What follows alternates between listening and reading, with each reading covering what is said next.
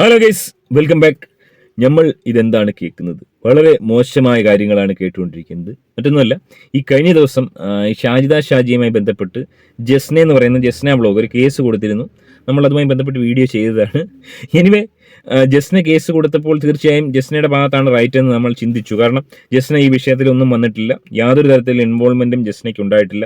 എന്നാലും ചിലരെങ്കിലും സംശയിച്ചിരുന്നു എന്തുകൊണ്ട് ജസ്നയുടെ മാത്രം പേര് ഇവിടെ വന്നു, എന്തുകൊണ്ട് മറ്റൊരു യൂട്യൂബറിനെ പറ്റി പറഞ്ഞില്ല.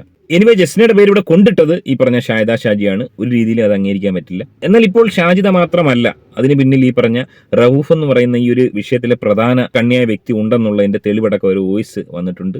ആ വോയിസ് കേട്ടപ്പോൾ സംഭവം ഇത്തിരി വലിയ വിഷയങ്ങളാണ്, കൂടുതൽ ഈ പറഞ്ഞ ജസ്നെ പ്രതിസന്ധിയിലാക്കുന്ന ചില സംഭവങ്ങളാണ്. എനിവേ, ഇത് വന്നിരിക്കുന്നത് ഷാഹിദ് തന്നെ നേരത്തെ പ്രതിപാദിച്ച സൂഫി സമർ മീഡിയ എന്ന് പറയുന്ന ഒരു ചാനലിലാണ്. അതായത് ഞാൻ കരുതി ഇതുവല്ല മൊല്ലാക്കൻ്റെ എങ്ങാണ്ട് ചാനലാണെന്ന് കരുതിയത്. അതായത് കുറച്ച് ഈ പറഞ്ഞ കണക്ക് ഇസ്ലാമിക് വൈബുള്ള ബാക്ക്ഗ്രൗണ്ട് സ്കോറിംഗ് ഒക്കെ ഇട്ടിട്ടാണ് ഈ പഹയൻ വീഡിയോ അവതരിപ്പിക്കുന്നത്. എനിവേ, ഇദ്ദേഹത്തിൻ്റെ ഏറ്റവും പുതിയ വീഡിയോ ഷാജിദ കേസിൽ കുടുങ്ങില്ല മക്കളെ വോയിസ് എന്ന് പറഞ്ഞിട്ടൊരു വീഡിയോ ഇട്ടിട്ടുണ്ട്. 27,000 പേരോളം കണ്ടിട്ടുണ്ട്. എനിവേ, അതിൽ കുറച്ച് ഞെട്ടിക്കുന്ന സംഭവങ്ങൾ ഈ പഹയൻ പങ്കുവെക്കുന്നുണ്ട്. സോ അതിലേക്ക് പോകുന്നതിന് മുമ്പ് ആദ്യമായി നമ്മുടെ ചാനൽ കാണുന്നവർ തീർച്ചയായും വീഡിയോ ഒന്ന് ലൈക്ക് ചെയ്ത് ചാനൽ ഒന്ന് സബ്സ്ക്രൈബ് ചെയ്ത് കാണാൻ ശ്രമിക്കുക. ജസ്ന എന്ന് പറയുന്ന യൂട്യൂബറുടെ മേൽ ഷാജിദ ഷാജി അപവാദം പറഞ്ഞുണ്ടാക്കി എന്ന് പറയുന്നവർ റഹൂഫ് എന്ന് പറയുന്ന മനുഷ്യൻ പറഞ്ഞ ഈ വാക്കുകൾ ഒന്ന് കേട്ടു നോക്കൂ. പിന്നെന്താ, ഞമ്മക്ക് കേൾക്കാലോ. റഹൂഫ് എന്ന് പറയുന്ന ഈ മഹത് വ്യക്തി പറയുന്ന വാക്കുകൾ കേൾക്കാൻ നമ്മൾ ഇങ്ങനെ കാത്തിരിക്കുകയാണ്. പ്രവാചകന് ശേഷം ഇത്രയും വലിയ പുണ്യകർമ്മങ്ങൾ ചെയ്യുന്ന വ്യക്തി റഹൂഫ് അല്ലാതെ മറ്റാരാ ഉള്ളത്? എനിക്ക് ജസ്ന മതിയേനെ, അത്ര അതിന്റെ അപ്പുറത്ത് കൊത്തും വേണ്ട. ഈ വിചാരിച്ച ആളല്ലേ ഞാൻ, അത് മനസ്സിലാക്കി തുടങ്ങി. ജസ്നും തിരുത്തൂല, ഓളും തിരുത്തൂല, ആർക്ക് അതിന്റെ ഒരു എവിഡൻസ് കിട്ടൂല. ഞാനും ഓളിച്ച് എന്താ ബന്ധമെന്നുള്ളത് അത് ഞാൻ സാജിദാനോട് തുറന്നു പറഞ്ഞതാ. ഞാൻ കൊടുത്ത കട്ടുമല ഓളമ്മ കിടക്കണ ജസ്നന്റെ, ഓളമ്മ എന്നും പറയേ. ഒന്നുകൂടെ കേൾക്കാം. എനിക്ക് ജസ്ന മതിയേനെ, അത്ര അതിന്റെ അപ്പുറത്ത് കൊത്തും വേണ്ട. ഈ വിചാരിച്ച ആളല്ലേ ഞാൻ, അത് മനസ്സിലാക്കി തുടങ്ങി. ജസ്നും തിരുത്തൂല, ഓളും തിരുത്തൂല, ആർക്ക് അതിന്റെ ഒരു എവിഡൻസ് കിട്ടൂല. ഞാനും ഓളിച്ച് എന്താ ബന്ധമെന്നുള്ളത് അത് ഞാൻ സാജിദാനോട് തുറന്നു പറഞ്ഞതാ. ഞാൻ കൊടുത്ത കട്ടുമല ഓളമ്മ കിടക്കണ ജസ്നന്റെ, ഓളമ്മ എന്നും പറയേ. അല്ലി പഹയനെ ഞമ്മക്ക് അങ്ങോട്ട് പിടികിട്ടുന്നില്ല. ആദ്യം 3 ലക്ഷം രൂപ ഈ ചാരിറ്റിക്ക് കൊടുത്തെന്ന് പറയുന്നു. ഇപ്പൊ പറയുന്നു ഓൻ കട്ടില് കൊടുത്ത ആ കട്ടിലാണ് ജസ്നയുടെ ഉമ്മ കിടക്കുന്നത്. ഓനൊരു വല്ലാത്ത പഹയൻ തന്നെ തോന്നുന്നത്. ഇതെന്താ, ഇത് കട്ടില്, മേശവരിപ്പ്, ബെഡ്, കസേര, ഇഡലിക്കുട്ടം ഇതൊക്കെ ഇജ്ജ് കൊടുക്കുന്ന കാരണം എന്താണ്? ഇജ്ജ് ആരാണ്? ഞമ്മക്കൊന്നും അങ്ങോട്ട് മനസ്സിലാവുന്നില്ല. കേട്ടില്ലേ? ഇതിൽ എവിടെയാണ് ഷാജിദ ഷാജി കുറ്റക്കാരിയാവുന്നത്? അന്യ സ്ത്രീയെ കുറിച്ച് എന്നോട് പറഞ്ഞതാണ് ഇതൊക്കെ. ഇദ്ദേഹം സാജിദയോട് എന്തെല്ലാം പറഞ്ഞിട്ടുണ്ടാകുമെന്നുള്ളത് എനിക്കറിയില്ല.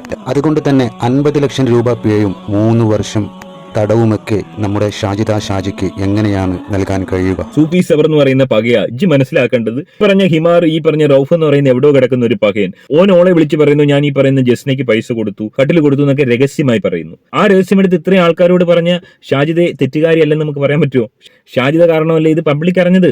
ഷാജിദ ഷാജി തന്റെ മുഖം രക്ഷിക്കാൻ വേണ്ടി മറ്റൊരു യൂട്യൂബറുടെ പേര് ഈ കാര്യത്തിലേക്ക് വലിച്ചേച്ചു എന്ന് ഇനിയും നിങ്ങൾ വിശ്വസിക്കുന്നുണ്ടോ? ഇല്ല. ഇയാൾ ഇതുപോലെ പലരുമായുള്ള ബന്ധം ഷാജിദക്ക് മനസ്സിലായപ്പോഴാണ് ഷാജിദ ആ ബന്ധത്തിൽ നിന്ന് ഒഴിഞ്ഞു മാറിയത്. അപ്പോൾ നിരന്തരമായി ഇയാൾ ഷാജിദയെ ഭീഷണിപ്പെടുത്താൻ തുടങ്ങി. നീ എനിക്കയച്ച വോയിസുകളും വീഡിയോസുകളുമെല്ലാം ഞാൻ സോഷ്യൽ മീഡിയയിൽ തന്നെ പ്രചരിപ്പിക്കുമെന്ന് പറഞ്ഞ് ഭീഷണിപ്പെടുത്തി. അങ്ങനെ ഇയാളുടെ ഭീഷണിക്ക് മുമ്പിൽ ഭയപ്പെട്ട ഷാജിദ അതിനൊരു മാർഗം കണ്ടെത്തിയതായിരുന്നു ഒരു വിവാഹം കഴിച്ച് തനിക്കൊരു ഭർത്താവുണ്ടെന്നറിഞ്ഞാൽ ഈ പ്രശ്നങ്ങളിൽ നിന്നെല്ലാം എനിക്ക് കരകയറാം എന്നത്. അതാണ് കാര്യം. അതായത് എന്തുകൊണ്ട് ഷറഫലിയെ കല്യാണം കഴിക്കാൻ വയനാട്ടിൽ പോയി എന്ന് ചോദിച്ചു കഴിഞ്ഞാൽ അതിനുത്തരം പറഞ്ഞ റൌഫ് എന്ന് പറയുന്ന പഹയൻ ഓന്റെ നിരന്തരമായുള്ള ശല്യം കാരണമാണ് മറ്റൊരു 26 വയസ്സുള്ള ഒരു ചെറുപ്പക്കാരനെ കെട്ടി തന്റെ ജീവിതം സുരക്ഷിതമാക്കാൻ പോയൊരു പാവ പെൺകുട്ടിയാണ് ഈ ഷാജിദ ഷാജി. കാരണം ഏതൊരു സ്ത്രീയും ഇത്തരത്തിൽ ഒരാൾ നിരന്തരമായി തന്നെ ചേർത്ത് പിടിക്കുന്നതും സഹായിക്കുന്നതുമൊക്കെ മനസ്സിലാക്കിയാൽ അയാളുടെ കൂടെ ജീവിക്കണം എന്നുള്ള കാര്യത്തിലേക്ക് എത്തിപ്പോകും. നമ്മുടെ ഷാജിദ ഷാജിയാണെങ്കിലോ ഭർത്താവില്ലാതെ ജീവിക്കുന്ന ഒരു സ്ത്രീയാണെന്നുള്ള കാര്യവും നമ്മൾ ഒരിക്കലും മറക്കരുത്. നമ്മൾ ഒരിക്കലും അത് മറന്നിട്ടില്ല. ഈ ഒരിക്കലും മറക്കരുത്. എനിക്ക് വേണമെങ്കിൽ ഷാജിദ ഷാജിക്ക് ഒരു ജീവിതം കൊടുക്കാൻ പറ്റുമെന്ന് എനിക്ക് തോന്നുന്നു. കാരണം ഈ എത്രമാത്രം ഷാജിദയെ ഇഷ്ടപ്പെടുന്നു പഹയ. മറ്റെന്തൊക്കെ ഈ പഹയൻ പറയുന്നുണ്ട്. അത് മാത്രമല്ല, കമന്റ് ബോക്സിൽ ഈ പഹയൻ ഒരു കമന്റും പിൻ ചെയ്ത് വെച്ചിട്ടുണ്ട്. നമ്മുടെ സമുദായത്തിൽപ്പെട്ടൊരു സഹോദരിയെ ഇത്തരത്തിൽ വേട്ടയാടാൻ അനുവദിക്കരുത്. അതുകൊണ്ടാണ് ഞാൻ ഷാജിയെ സപ്പോർട്ട് ചെയ്യുന്നത്. കാര്യങ്ങൾ മനസ്സിലാകും, എല്ലാവർക്കും നല്ലത് വരട്ടെ. അല്ല പഹയ, എന്നാൽ മറ്റൊരു സമുദായത്തിൽ ഒരു പഹയത്തെ നമുക്ക് നന്നായിട്ട് അങ്ങ് മക്കാറാക്കാം. അതിന് താഴെ കാണുന്ന കമന്റുകളെല്ലാം ഈ പഹയനിക്കെതിരാണ്. മൊയ്ലിയാർ കൊള്ളാലോ, അവളുടെ സപ്പോർട്ട് ഉസ്താദുമാരിൽ ഒരാൾ. ഇതിനു മുമ്പ് നമുക്ക് സംശയമുള്ള 2-3 ഉസ്താദുമാരുണ്ട് ഈ സോഷ്യൽ മീഡിയയിൽ. ഷാജിദ ഷാജിയുടെ വയനാട്ടിലെ നിക്കാഹ് നടത്തിക്കൊടുത്തത് ചില കള്ള ഉസ്താദ് ഹിമാറുകളാണോ എന്ന് ഞമ്മക്ക് സംശയമുണ്ട്. ഇതിന്റെ പൊന്ന് സൂപ്പിച്ചവർ മീഡിയ ഇജ്ജ് മനസ്സിലാക്കേണ്ടത്, അതായത് ഷാജിദയും കഴിഞ്ഞ ദിവസം പറഞ്ഞ് ഓളുടെ ഫോട്ടോ, അതായത് ജസ്നയുടെ ഫോട്ടോ പലരും കൊണ്ടിടുന്നുണ്ടല്ലോ, പിന്നെ നമ്മൾ ഇട്ടതിന് എന്താ കുഴപ്പമെന്ന് വെച്ചു. പലരും കൊണ്ടിടുന്നുണ്ട്, വീഡിയോ ചെയ്യുന്നുണ്ട്, അഭിപ്രായം പറയുന്നുണ്ട്. പക്ഷേ ഷാജിദ പറഞ്ഞത് 3 ലക്ഷം രൂപ ഈ പഹേന്റെ നിന്ന് ഓള് മേടിച്ചു, ഓളും തമ്മിൽ ലവ് ആണ് എന്നൊക്കെയല്ലേ പറഞ്ഞത്. അങ്ങനെ വേറെ ആരും ഇവിടെ പറഞ്ഞിട്ടില്ല. അങ്ങനെ ഷാജിദ മാത്രമേ പറഞ്ഞിട്ടുള്ളൂ. അത് തന്നെയാണ് തെറ്റ്. ഇങ്ങനെയൊക്കെ പറയുന്നതിനെ വെളുപ്പിക്കാൻ വേണ്ടി ഈ സൂപ്പർ മീഡിയ എന്ന് പറയുന്ന ഈ ഉസ്താദ് പഹയന്മാർ ഇറങ്ങിക്കഴിഞ്ഞുള്ള അവസ്ഥ ഉണ്ട്.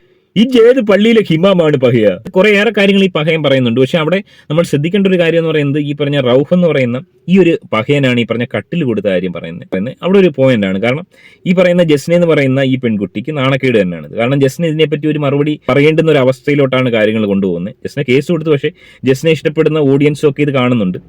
സോ ഇനിയെങ്കിലും മനസ്സിലാക്കേണ്ടത് ഇതുപോലുള്ള ആൾക്കാരുടെ എന്തെങ്കിലും മേടിച്ചിട്ടുണ്ടോ ഇല്ലയോ നമുക്കറിയില്ല.